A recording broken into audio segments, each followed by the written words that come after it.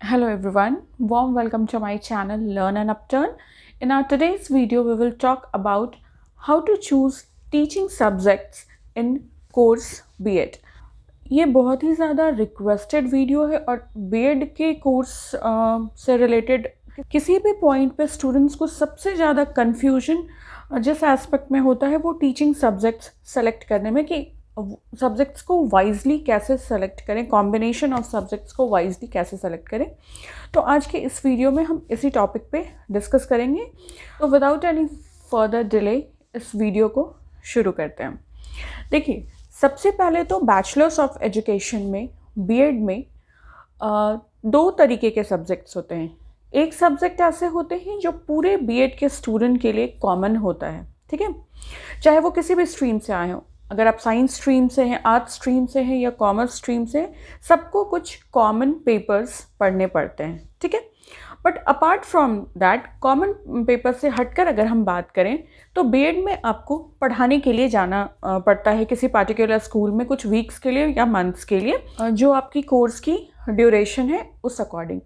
तो वहाँ पर उस स्कूल में पढ़ाने के लिए आप कौन से सब्जेक्ट्स चूज़ करेंगे वो हो जाता है आपका टीचिंग सब्जेक्ट्स। उसे टीचिंग सब्जेक्ट्स भी कहते हैं, मेथड पेपर या मेथड सब्जेक्ट्स भी कहते हैं, या पेडागोगी सब्जेक्ट्स भी कहते हैं। तीनों कह सकते हैं। आपको दो सब्जेक्ट्स सेलेक्ट करने होते हैं, मेथड 1 मेथड 2 कह सकते हैं, या टीचिंग पेपर 1 टीचिंग पेपर 2 भी कह सकते हैं। आप वहाँ पर जाकर यही दो सब्जेक्ट्स पढ़ाएंगे और आगे आप उन्हीं सब्जेक्ट्स में एग्जामिनेशंस दे सकते हैं या अपने करियर को बना सकते हैं। तो देखिए, BSc, BA एंड BCom तीनों स्ट्रीम से जो स्टूडेंट्स आते हैं B.Ed में, उनके पास मल्टीपल नंबर ऑफ सब्जेक्ट्स होता है, ठीक है। क्योंकि B.Ed आप ग्रेजुएशन के बाद कर सकते हैं, तो ग्रेजुएशन में जो आप सब्जेक्ट्स पढ़ के आते हैं अपने स्ट्रीम में, जो भी सब्जेक्ट्स 4-5 सब्जेक्ट्स आपने पढ़ी है, उन्हीं सब्जेक्ट्स में से आपको दो टीचिंग सब्जेक्ट्स सेलेक्ट करने पड़ते हैं। सबसे पहले बात करेंगे BSc के बारे में, जिन्होंने साइंस से ग्रेजुएशन किया है, साइंस से बैचलर्स किया है। मैं यहाँ पर स्क्रीन पे नाम मेंशन कर दूंगी कहीं पे भी सब्जेक्ट्स का, कि साइंस स्ट्रीम वालों के लिए कौन कौन से ऑप्शंस अवेलेबल होते हैं टीचिंग सब्जेक्ट्स चूज़ करने के लिए। बिफोर स्टार्टिंग दिस, मैं ये बताना चाहूँगी कि हर कॉलेज के पास हर सब्जेक्ट की अवेलेबिलिटी नहीं होती है। कुछ कॉमन सब्जेक्ट्स हैं जो सभी कॉलेज के पास होते हैं, बट कुछ सब्जेक्ट्स ऐसे हैं जो कुछ कॉलेजेस के पास नहीं होते, तो उनके पास जो ऑप्शंस है आपको उन ऑप्शंस में ही वाइजली सेलेक्ट करना होगा। सब्जेक्ट्स सेलेक्ट करने से पहले मैं ये बात बताना चाहूँगी कि आपको दो जो सब्जेक्ट्स रखने हैं टीचिंग सब्जेक्ट्स, उसमें से पहला सब्जेक्ट आपको वो रखना चाहिए जो आपका ग्रेजुएशन में मेन पेपर था, जिसकी आपने डिटेल स्टडी करी है। लाइक ग्रेजुएशन में एक आपका मेन पेपर होता है जिसे ऑनर्स पेपर भी कहते हैं, वो आपको रखनी चाहिए। And apart from that, second teaching subject आपको वो रखनी चाहिए जिस पे आपकी बहुत ही ज़्यादा अच्छी पकड़ है, बहुत ही ज़्यादा अच्छी कमांड है, डिटेल्ड नॉलेज है। बिकॉज अगर आप ऐसी सब्जेक्ट्स को सेलेक्ट करेंगे जिसमें आपकी कमांड ज़्यादा है, जो आपको समझ में आती है, आप उसे समझा सकते हैं दूसरों को बहुत अच्छी तरीके से, तो वो आपके लिए बहुत बेनिफिशियल होगा, ठीक है। तो साइंस स्ट्रीम वालों के लिए मैं सब्जेक्ट्स यहाँ मेंशन कर दूंगी कहीं पे भी। आपके पास मोस्टली ये ऑप्शंस होते हैं, physics, chemistry, maths, biology, geology, botany. ये सारे ऑप्शंस आपके पास ऑलमोस्ट होते हैं, ठीक है। तो अगर आपने फिज़िक्स में ऑनर्स किया है तो आपके लिए बेटर कॉम्बिनेशन ये होगा कि आप फिज़िक्स के साथ मैथ्स चूज़ कर लें, अगर आपकी मैथ्स पे बहुत अच्छी कमांड है। क्योंकि नॉर्मली ऐसा देखा जाता है कि जिनका फ़िज़िक्स ज़्यादा अच्छा है, जिन्होंने फ़िज़िक्स ऑनर्स किया है, उनका मैथ्स पे कमांड, मैथ्स पे उनकी पकड़ बहुत ज़्यादा अच्छी होती है।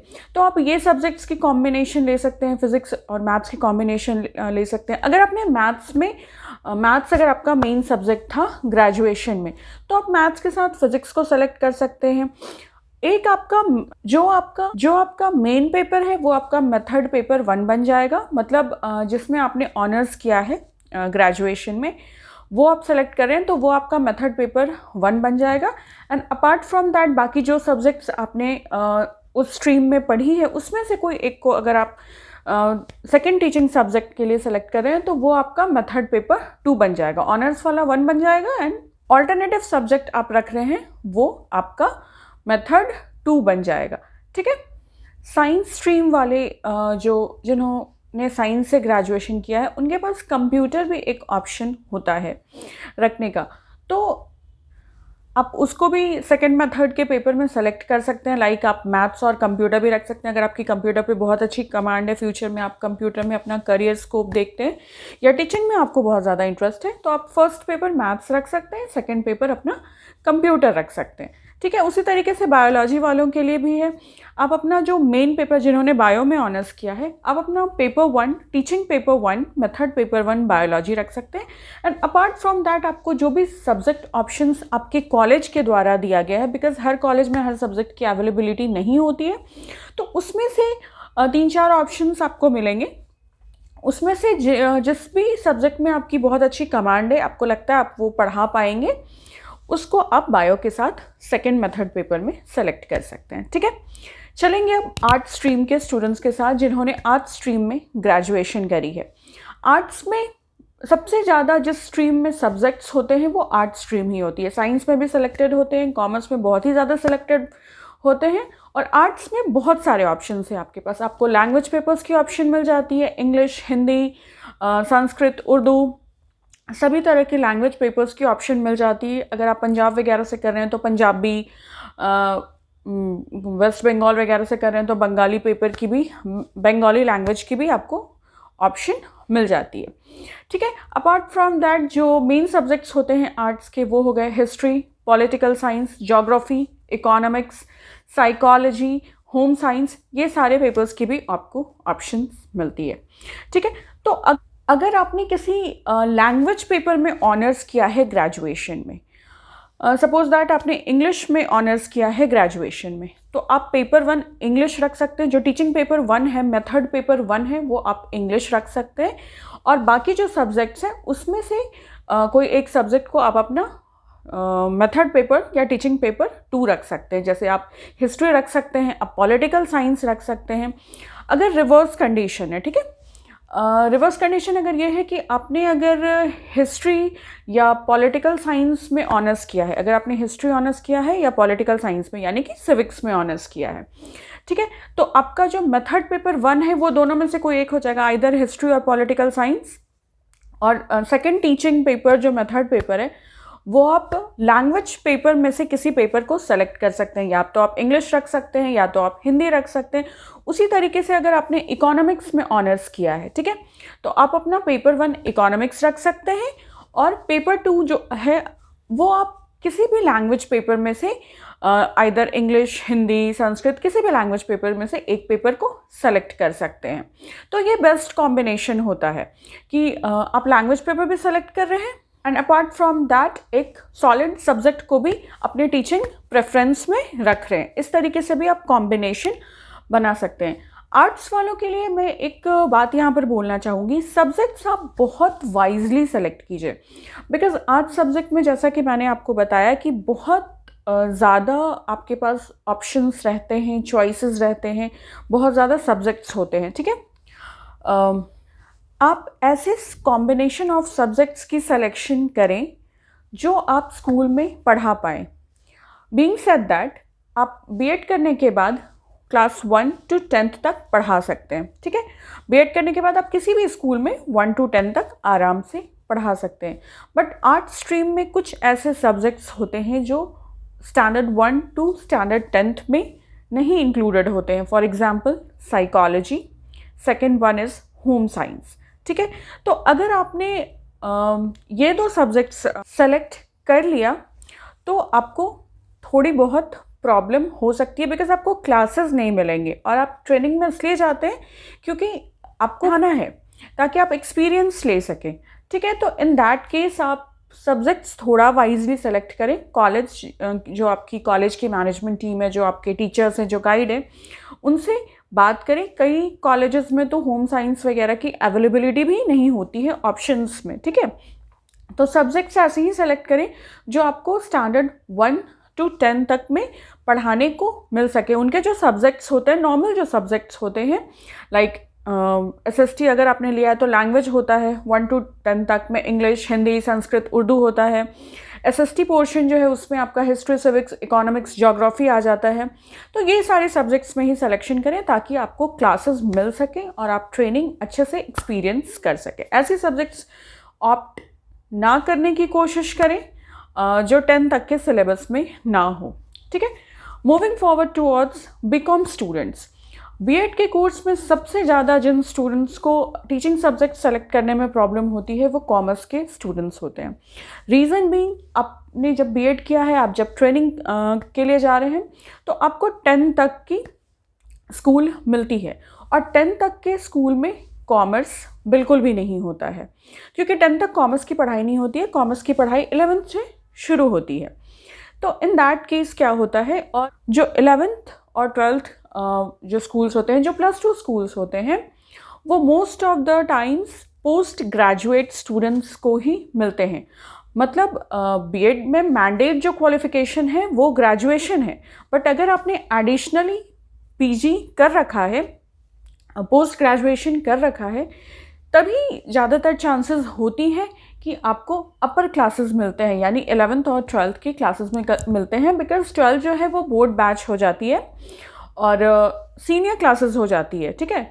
तो इस वजह से जिन्होंने पोस्ट ग्रेजुएशन कर रखा है उन्हें ही प्रेफरेंस मिलती है 11th-12th में पढ़ाने की। इस बारे में हम आगे बात करेंगे, पहले सब्जेक्ट्स देख लेते हैं। मैं मेंशन कर दूंगी स्क्रीन्स पे कहीं पे भी। अगर आपने कॉमर्स से ग्रेजुएशन किया है, मतलब आप बीकॉम हैं, तो आपके पास जो सब्जेक्ट्स की अवेलेबिलिटी होती है वो होती है accounts, business studies, economics, statistics.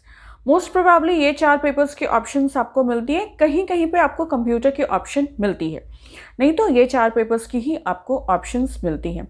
जैसे मैं बीकॉम से हूँ, ठीक है, मैंने कॉमर्स में ग्रेजुएशन किया, मैंने बीएड भी कर रखा है।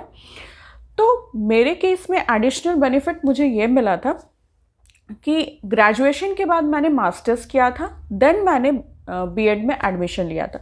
तो सिंस मैं पोस्ट ग्रेजुएट हूँ तो मुझे +2 स्कूल मिल गया था, तो वहाँ पे अकाउंट्स, बीएसटी दोनों ही पढ़ाया है मैंने। आपको ऑप्शंस मिलेगी तो आप सेलेक्ट कर सकते हैं। अगर आपका मैथ्स पे अच्छा कमांड नहीं है तो आप बीएसटी सेलेक्ट कर सकते हैं। कॉमर्स स्टूडेंट वालों के लिए एक चीज़ जो मैं स्पेशली रेकमेंड करना चाहूँगी कि आप अपना एक मेथड इकोनॉमिक्स ज़रूर से रखें। ये आपके लिए एज अ बैकअप काम करेगा, आपको रखना ही पड़ेगा, ठीक है। रीज़न बीइंग कि इकोनॉमिक्स जो है, सिंस मैंने आपको बताया कॉमर्स 10 तक नहीं है, 11th-12th, अगर आपको 11th-12th क्लासेस नहीं मिलते हैं, +2 स्कूल में नहीं भेजा जाता है, सिंस आप पोस्ट ग्रेजुएट नहीं हैं या जो भी रीज़न हो, तो कम से कम आप इकोनॉमिक्स में अपना टीचिंग प्रैक्टिस कर सकते हैं। इकोनॉमिक्स आप जूनियर क्लास 10 तक के स्टूडेंट्स को पढ़ा सकते हैं। और इकोनॉमिक्स बोले तो आपको एसएसटी, ऑलमोस्ट एसएसटी के कुछ पोर्शंस जिन पे आपकी कमांड है वो आपको मिल जाएंगी नीचे के क्लासेस में पढ़ाने के लिए, जो जूनियर क्लासेस हैं 10 तक हैं, ठीक है। 6 to 10, 8 to 10 जो है वहाँ पे आपको इकोनॉमिक्स एंड एसएसटी मिल जाएंगी पढ़ाने के लिए। तो मेथड 1 तो आपका या तो अकाउंट्स रख लीजिए या तो बीएसटी रख लीजिए। मेथड 2 हमेशा इकोनॉमिक्स रखिए आप। कॉमर्स स्टूडेंट्स वालों के लिए स्पेशल सजेशन होगी मेरी। सिंस मैंने अकाउंट्स में ऑनर्स किया है तो मेरा मेथड 1 जो था वो अकाउंट्स था, एंड मेथड 2 टीचिंग पेपर 2 जो थी मेरी वो इकोनॉमिक्स थी, ठीक है। तो हेल्प करते हैं आपके बीएड के स्कोर को इंक्रीज करने में, बीएड के जो आपका फुल ऑन मार्क्स है उसको इम्प्रोवाइज करने में। तो सब्जेक्ट्स हमेशा अपनी कैपेबिलिटीज़ के अकॉर्डिंग सेलेक्ट करें, जिस पे आपका बहुत अच्छा कमांड हो, जो आप बहुत अच्छे तरीके से समझा सकते हैं, हमेशा वो सब्जेक्ट सेलेक्ट करें। कभी भी कॉलेज के दबाव में आकर सब्जेक्ट्स सेलेक्ट ना करें। देखिए आपके पास मल्टीपल नंबर ऑफ ऑप्शंस हैं कॉलेज सेलेक्ट करने के लिए, ठीक है, बट एक बार को आपने गलत सब्जेक्ट सेलेक्ट कर लिया तो फिर वो आपके लिए बहुत प्रॉब्लमेटिक हो जाएगी। तो अपने दिमाग से वाइजली सेलेक्ट करें, क्योंकि कई बार आप कॉलेज रिकमेंडेशन ले सकते हैं अपने गाइड से, उसमें कोई प्रॉब्लम नहीं है, बट फोर्सफुली अगर आपको कोई सब्जेक्ट दिया जा रहा है तो वो आप एक्सेप्ट ना करें, ठीक है। सब्जेक्ट्स ऐसे सेलेक्ट करें, अगर आप ग्रेजुएशन करके आए हैं, सब्जेक्ट्स स्पेशली साइंस और आर्ट्स वालों के लिए बोल रही हूँ मैं, सब्जेक्ट्स ऐसे सेलेक्ट करें जो सब्जेक्ट्स 10 तक के सिलेबस में इंक्लूडेड हो। साइंस और आर्ट्स दोनों के लिए बोल रही हूँ मैं, 10 तक वो सब्जेक्ट्स हो, वैसे ही सब्जेक्ट्स को अपना मेथड 1 और मेथड 2 पेपर बनाएं। कॉमर्स स्टूडेंट्स वाले, जैसा कि मैंने अभी बोला, मैं फिर से रिपीट कर रही हूँ, अपना मेथड 2 पेपर इकोनॉमिक्स हमेशा रखें, वो आपके लिए बैकअप का काम करेगा। तो मेथड 2 कोई और सब्जेक्ट सेलेक्ट ना करें, इकोनॉमिक्स ही रखें। आर्ट्स स्टूडेंट के लिए बेस्ट कॉम्बिनेशन सब्जेक्ट या बेस्ट ऑप्शन ये होता है कि आप एक सब्जेक्ट लैंग्वेज पेपर रख लें, या कोई भी लैंग्वेज एक सेलेक्ट कर लें, मेथड 1 या मेथड 2 उससे कोई फ़र्क नहीं पड़ता, कोई भी एक सब्जेक्ट, कोई भी एक लैंग्वेज पेपर को मेथड पेपर सेलेक्ट कर लें, और जो बाकी ऑप्शन है हिस्ट्री, सिविक्स, ज्योग्राफी, इकोनॉमिक्स में से किसी एक को अपना नेक्स्ट मेथड पेपर सेलेक्ट कर लें। ये आपके लिए बहुत बेनिफिशियल होगा। लास्ट पॉइंट, टीचिंग पेपर आप ऐसा सेलेक्ट करें जिससे आपको जैसे जब आप क्लासेस में जाकर पढ़ाएंगे तो ऐसे टीचिंग सब्जेक्ट सेलेक्ट करें जिससे आपका further examination, further competitive examinations जब आप बीएड के बाद देंगे, टेट वगैरह, टीचर्स एलिजिबिलिटी टेस्ट के लिए, आपकी रिविजन भी साथ ही साथ होती जाए। ठीक है, ऐसे सब्जेक्ट्स को सेलेक्ट कीजिए जिससे आपको एग्जामिनेशंस आगे क्लियर करने में बहुत ज़्यादा हेल्प मिले, सहायता मिले। और इस टीचिंग कोर्स के दौरान जब आप पढ़ा रहे हैं बच्चों को, तो आप साथ साथ उन सारी चीज़ों का आपको एक बार रिविजन होता रहे और आपको साथ में एक्सपीरियंस भी मिलता रहे। इसलिए जो भी सब्जेक्ट आप चूज़ कर रहे हैं वाइजली सेलेक्ट कीजिए और उसे सिंसियरली पढ़ाइए अपने टीचिंग स्कूल में जहाँ पे आपको भेजा जाता है पढ़ाने के लिए। बहुत लोग इस चीज़ को बहुत लाइटली लेते हैं कि हमें 40 डेज़ के लिए भेजा गया या 1 मंथ के लिए या कुछ वीक्स के लिए भेजा गया है, जैसी भी परफॉर्मेंस होगी डजंट मैटर। देखिए, इस चीज़ को बहुत ज़्यादा सीरियसली लीजिए। अगर आप यहाँ पे बिल्कुल अच्छे तरीके से डेडिकेटेड वे में पढ़ाएंगे तो आगे आपको टीचिंग करियर में बहुत ज़्यादा बेनिफिट मिलेगी। तो आप इस अपॉर्चुनिटी को एज अ जॉब लीजिए। जैसे जॉब में आप बिल्कुल सिंसियरली पढ़ाते हैं बच्चों को, क्योंकि आपको डर रहता है कि अगर आप अच्छे से नहीं पढ़ाएंगे तो आपको निकाला भी जा सकता है। तो उसी तरीके से बिल्कुल डेडिकेशन के साथ आप टीचिंग प्रैक्टिस कीजिए। इससे आपको मल्टीपल बेनिफिट्स मिलेंगे। आपको एक्सपीरियंस होगी क्लास हैंडल करने की, अपने सब्जेक्ट को कैसे समझाना है अपने बच्चों को, उसकी एक्सपीरियंस मिलेगी आपको। जब आप किसी चीज़ को थॉरोली घर से पढ़ के जाएंगे और बच्चों को पढ़ाएंगे तो आपका जो नॉलेज है और जो कमांड है उस सब्जेक्ट पे वो आएगा, जो कंटेंट है वो ब्रश आउट होगी, आपको वो चीज़ क्लियरली आपके दिमाग में बैठेगी और साथ ही साथ आपका एग्जामिनेशन का रिवीजन भी होता रहेगा और आपकी परफॉर्मेंस एंड प्रेजेंटेशन भी बहुत अच्छी रहेगी। So that's all for my today's video, जिसमें मैंने आपको मेथड पेपर के बारे में बताया कि how to select the method paper और टीचिंग सब्जेक्ट्स और पेडागोगी सब्जेक्ट्स, बिकॉज बहुत ज़्यादा कन्फ्यूजन रहती है लोगों के माइंड में। तो मेरी सजेशन ये रहेगी कि जो आपकी मेन पेपर थी ग्रेजुएशन में, उसे आप मेथड पेपर 1 बनाइए एंड अपार्ट फ्रॉम दैट किसी एक पेपर को, जो और ऑप्शंस सब्जेक्ट्स के अवेलेबल थे आपके पास, उसमें से किसी एक पेपर पे जिसमें आपकी बहुत अच्छी कमांड थी, उसे आप मेथड 2 बना लीजिए, यानी कि टीचिंग पेपर 2 बना लीजिए। ठीक है, I hope you find my today's video helpful and informative.